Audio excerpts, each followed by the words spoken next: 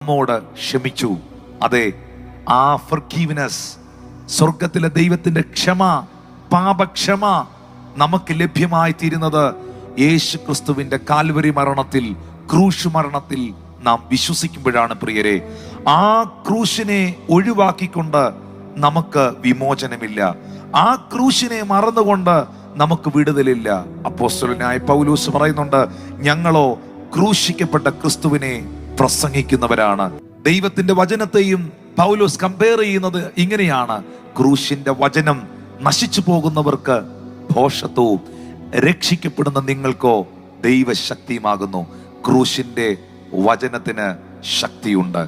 ക്രൂശിനെ ഒഴിവാക്കിക്കൊണ്ട് തിരുവെഴുത്തുകളിൽ ഒരു അനുഗ്രഹങ്ങളും നമുക്ക് സ്വീകരിക്കുവാൻ കഴിയുകയില്ല. ഈ ദിനത്തെ മറന്നുകൊണ്ട്, യേശുവിന്റെ കാൽവറി മരണത്തെ മറന്നുകൊണ്ട് ഒരിക്കലും നമുക്ക് നിത്യജീവൻ സ്വീകരിക്കുവാൻ കഴിയുകയില്ല.